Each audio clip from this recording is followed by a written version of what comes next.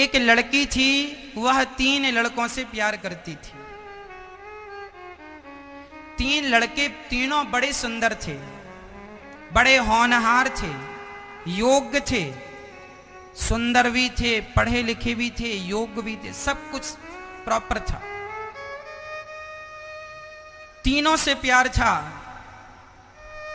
पर विडंबना यह थी कि प्यार तो तीनों से था, पर तीनों से विवाह तो नहीं हो सकता था। विवाह तो एक से होता। तो तीनों लड़के तैयारी करने लगे कि वो लड़की हमसे विवाह करेगी, दूसरा तैयारी करने लगा हमसे करेगी, तीसरा तैयारी करने लगा हमसे करेगी। अब जब लड़की को पता चला कि तीनों लड़के तैयारी कर रहे हैं, अब वो लड़की सोची कि मैं किससे हां करूं, तीनों से बड़ा प्यार करती थी, तीनों अच्छे थे। तो लड़की ने क्या किया, उसने आत्महत्या कर ली। वो निर्णय ना ले सकी कि मैं तीनों में से किसी पर एक को यदि वो चुन लेती तो 2 उसके प्रेम में मर जाते। तो वो चाहती थी कि 2 लोग मरें, उससे अच्छा मैं अकेली मर जाऊं। वह इतना प्यार करती थी तीनों से कि वह चुन ना पाई कि मैं किसको पति बनाऊं। तो उसने अपने आप को खत्म कर लिया, आत्महत्या कर ली। जब उसने आत्महत्या कर ली तो उसको चिता पर जलाया गया। जब वह जलने लगी तो उसे जलता देख एक प्रेमी उसकी राख को अपने शरीर में लपेट लिया और उसकी शरीर में राख लपेटकर उस शमशान में, उस चिता के बगल पर जहां वो जली थी, वो तीनों लड़के भी उस लड़की से अत्यधिक प्यार करते थे। वह लड़का अपनी होने वाली पत्नी की चिता की आग को, प्रेमिका की आग को लपेटकर, उसके भस्म को लपेटकर वहां शमशान में बैठा रहा, ना खाना खाता ना पानी, पागलों की तरह बैठा।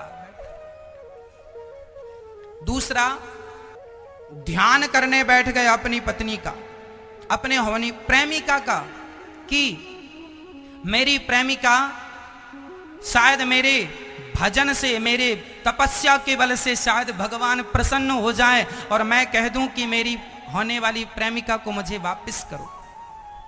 तो वो ध्यान पूजन में बैठ गया। और तीसरा था, वह लड़की को जब जल गई ना तो उसकी हड्डियां बची थी, उन हड्डियों को लेकर वह इस उम्मीद से उसकी हड्डियां रख ली कि शायद कोई ऐसा मंत्र मिल जाए जिस मंत्र से मैं इस हड्डी में प्राण फिर से डाल सकूं। तो जो तपस्या कर रहा था उसकी भेंट एक बहुत बड़े तांत्रिक से हो गई। और तांत्रिक जो था उसने कह दिया कि यदि उसकी हड्डियां होंगी तो मैं उसे जिंदा कर दूंगा। इतना बड़ा तांत्रिक था। अच्छा ठीक है। तो जिसने तपस्या की उसे तांत्रिक मिल गया। उसने कहा हड्डियां लाओ मैं जिंदा करता हूं, और हड्डियां दूसरे ने संभाल कर रखी, दूसरे प्रेमी ने।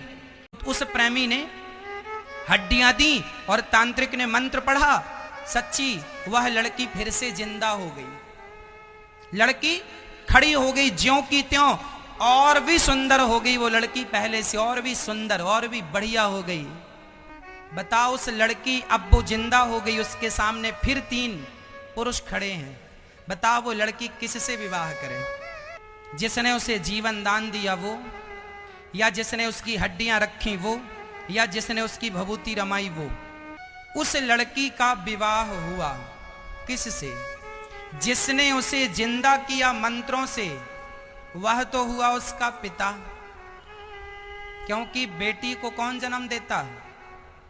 पिता। वह तो ठहरा पिता। और जो हड्डियां बचा लिया वह हुआ भाई, क्योंकि बहन की रक्षा भाई करता है। विवाह किससे होगा? जो प्रेम तो पागल बना देता है, पागल जो हो गया वही उसका प्रेमी निकला और उसी से उसका विवाह संपन्न हुआ। समाज में कहां हम गलती करते हैं, मेरे जीवन का अनुभव क्या कहता है जरा सुनिएगा। एक दोस्त, एक आदमी है जिसके 4-6 दोस्त हैं, 4-6 दोस्त साथ में बैठ के चाय पीते हैं, साथ में ही खाते पीते हैं और साथ में अधिक समय गुजारते हैं। तभी क्या हुआ, उन 4 दोस्तों में जो एक दोस्त था वो सोचा कि अपने दोस्तों के साथ में व्यर्थ में समय गुजारता हूं, कभी यहां घूम रहा हूं, कभी यहां चाय पी रहा हूं, कभी यहां समय व्यर्थ जा रहा है। तो एक दोस्त ने सोचा क्यों ना मैं अपना खुद का बिजनेस शुरू कर दूं, क्यों ना मैं अपना खुद का कुछ काम शुरू कर दूं। तो एक ने काम स्टार्ट किया अपना कुछ बिजनेस और वो उसमें आगे बढ़ने लगा। जब वो आगे बढ़ने लगा तो उसके जो 3 दोस्त थे, अब उन तीनों को लगा यार ये तो हमसे बहुत आगे चला गया। फिर वो 3 कौन हो गए, वही 3 हो गए उसके सबसे बड़े, वही 3 दुश्मन। कहीं बाजार से लाने नहीं पड़ते कि चलो भैया तुम हमसे दुश्मनी करो, दुश्मन हमें कहीं बाजार से लाने नहीं पड़ते। आप वो एक लड़का, एक व्यक्ति जो सफल हो गया तो उसके अपने वो दोस्त, वो 3 बन गए दुश्मन और वह उसको खींचने लगे कि हम जैसे हैं तुम भी ऐसी रहो हमारी तरह। कहां आगे जा रहे हो, है ना, तुम भी हमारी तरह रहो। तो समाज में आप ये गलती करते हैं कि आप पहले ज्यादा किसी को मुंह लगा लेते हैं, फिर वही लोग जिनके साथ आप उठते बैठते थे वही लोग आपकी बुराई करने लग जाते हैं, वही आपको उलझाने लग जाते हैं, वही आप पर मिथ्या आरोप लगाने लग जाते हैं। इसलिए कहा करता हूं कि समाज में ज्यादा लोगों के बीच में उठना बैठना भी बुरा है। 4 जगह उठे बैठेंगे 4 बातें होंगी, 4 बातों में कौन सी बात किसको बुरी लग जाए और कौन सी बात का वो राई का पहाड़ बना दे। इसलिए समाज में ज्यादा लोगों के साथ उठना बैठना भी अच्छा नहीं। आप किसी को अपने घर बुलाइए, आप एक बहुत बड़ा घर बनाइए, आप बहुत कामयाब हो जाइए, तो आप जिनको अपने घर बुलाएंगे तो जो आपके घर आएंगे, आप शादी में बुलाइए, बच्चे के जन्मदिन में बुलाइए, किसी को समाज को आप बुलाते हैं, सब लोग आते हैं।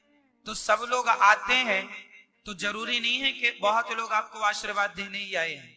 कुछ लोग आपका वैभव देखकर ईर्ष्या पाल ले, अरे इनके पास इतना है। आप जो 1 घंटा निंदा चुगली करते हैं उसमें आपकी ही शक्ति तो क्षीण हो रही है, केवल एनर्जी वेस्ट हो रही है ना, आपका मन भी प्रभावित हो रहा है निंदा चुगली करने से।